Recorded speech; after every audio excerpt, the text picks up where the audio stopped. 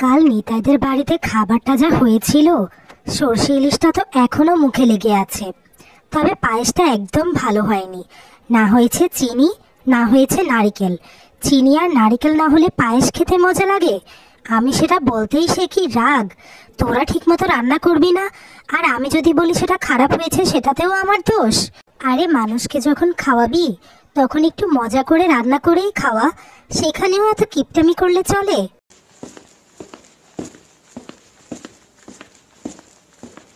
কি গো দিদি, একা একা তুমি কার সাথে কথা বলছো?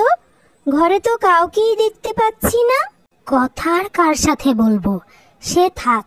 তুই কেন এসেছিস সেটা বল। আজ আমার ছেলের মুখে ভাত গো দিদি, ভালো মন্দ একটু রান্না করেছি, এই আর কি। তুমি আজ দুপুরে আমাদের বাড়িতে খেও। আমাকে বলার আবার কি দরকার ছিল? তবুও তুই যখন এত করে বলছিস, আমি তো আর মানা করতে পারি না। ঠিক আছে, তুই এখন যা, আমি সময় মতো তোদের বাড়িতে চলে যাব।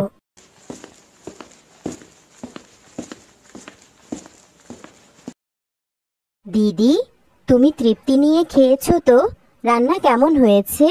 এই হয়েছে আর কি, পেট ভরে খেয়েছি, কিন্তু তৃপ্তি হয়নি। মাছটার মধ্যে আর একটু ঝাল হতো, আর মাংসের মধ্যে লবণটা একটু বেশিই হয়ে গেছে। তুই আবার কিছু মনে করিস না, তুই তো জানিসই আমি মিথ্যে কথা বলতে পারি না। তুমি খাবারে এত খুঁত ধরো কেন গো দিদি? এই জন্যই তো গ্রামের মানুষ তোমাকে নিয়ে নানান কথা বলে।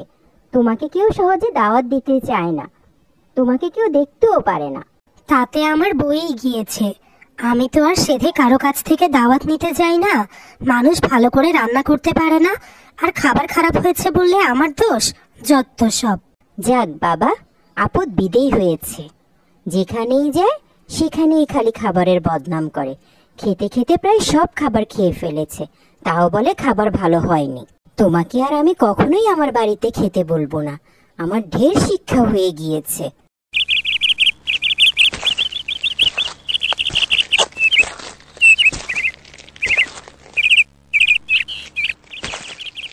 আরে তুষ্টি, আমি তো তোদের বাড়িতেই যাচ্ছিলাম। যাক, ভালোই হয়েছে তোকে রাস্তায় পেয়ে গিয়েছি।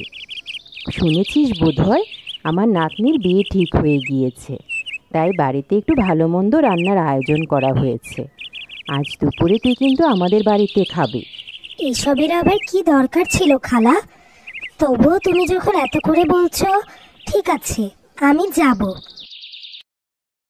কী রে তুষ্টি, রান্না কেমন হয়েছে?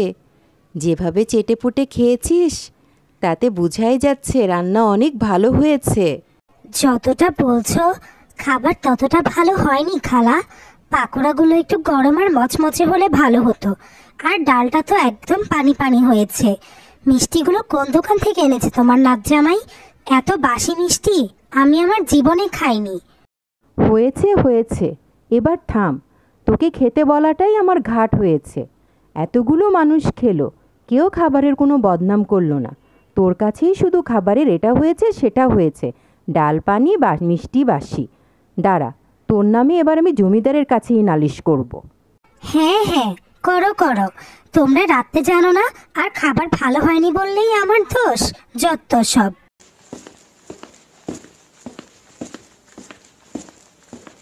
জমিদার মশাই, আপনি নাকি আমাকে ডেকে পাঠিয়েছেন? হ্যাঁ, ডেকে তো পাঠিয়েছি। তোমার বউয়ের নামে নালিশ শুনতে শুনতে আমার কান ঝালাপালা হয়ে গেল। রোজ কেউ না কেউ এসে তোমার বউয়ের নামে নালিশ করে যায়। একে তো দাওয়াত খেতে যায়, তার উপরে দাওয়াত খেয়ে খাবারের খুঁত না ধরলে কি তোমার বউয়ের পেটের ভাত হজম হয় না? নিজের বউকে একটু সামলাতে পারো না তুমি?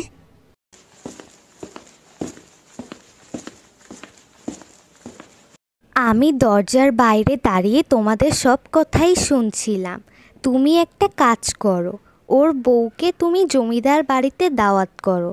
ও যদি জমিদার বাড়ির খাবার থেকে কোনো খুঁত বের করতে পারে তাহলে ওকে পুরস্কৃত করা হবে, আর যদি না পারে তাহলে ওকে গ্রামবাসী যে শাস্তি দিবে তা ওকে মেনে নিতে হবে। বুদ্ধিটা তুমি ভালোই দিয়েছো বউ। ওহে, তুমি শুনলে তো? তোমার বউকে গিয়ে বলবে কাল জমিদার বাড়িতে তার দাওয়াত। সে যদি জমিদার বাড়ির খাবার থেকে খুঁত ধরতে পারে তাহলে তাকে পুরস্কৃত করা হবে, আর না হলে তাকে শাস্তি পেতে হবে। দেখেছো, তোমাকে বলেছিলাম না খাবারের বদনাম এত করো না। এবার হলো তো, জমিদার বাড়ির খাবারের খুঁত বের করতে না পারলে জমিদার কি শাস্তি দেবে কে জানে। আরে তুমি এত ভয় পাচ্ছ কেন? আমি কোনো না কোনো খুঁত নিশ্চয়ই বের করতে পারবো। তুমি দেখে নিও, জমিদার বাড়ি থেকে আমি পুরস্কার নিয়েই ফিরবো। ও, তাহলে তুমিই সেই যে খাবারের খুঁত ধরে বেড়াও। আজকে তোমার জন্য রান্না করা প্রত্যেকটি পদ আমি নিজে চেখে দেখেছি। বসে আছো কেন? খেতে শুরু করো। কি, কেমন খেলে জমিদার বাড়িতে? খাবার সব ঠিকঠাক ছিল তো? জমিদারের শর্ত তোমার মনে আছে তো? জি জমিদার পত্নী, আমার সবই মনে আছে। আপনারা তো আমাকে শাস্তি দেওয়ার সব ব্যবস্থা করেই রেখেছেন। তা হবে কেন? তুমি যদি খাবারের খুঁত বের করতে পারো তাহলে তোমাকে অবশ্যই পুরস্কৃত করা হবে। খুঁত তো অবশ্যই আছে জমিদার পত্নী। আপনার রান্না করা প্রত্যেকটি পদ অনেক সুস্বাদু হয়েছে, অত্যন্ত বেশি ভালো হয়েছে। তা তো হবে, প্রত্যেকটি পদ আমি নিজের হাতে রান্না করেছি আর নিজে চেখেও দেখেছি। এখন বলো খুঁতটা কি?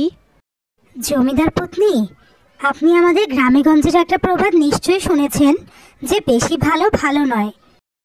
হ্যাঁ, শুনেছি, আর এটা আমি বিশ্বাসও করি। বেশি ভালো কোনো কিছুই ভালো নয়। তাহলে আপনার খাবারের খুঁত তো আপনি নিজেই ধরলেন জমিদার পত্নী। আপনিই মাত্র বললেন বেশি ভালো ভালো নয়, আর আপনার রান্না করা প্রত্যেকটি খাবারই অত্যন্ত সুস্বাদু আর বেশি ভালো হয়েছে। তাহলে আপনিই বলুন আপনার খাবার কি ভালো? সত্যি তুমি অনেক বুদ্ধিমতী। আমি জমিদারকে বলে দিচ্ছি তোমাকে তোমার পুরস্কার বুঝিয়ে দিতে। আর এখন থেকে জমিদার বাড়িতে সব অনুষ্ঠানে তোমার দাওয়াত। তুমি আমার মেহমান হয়ে আসবে।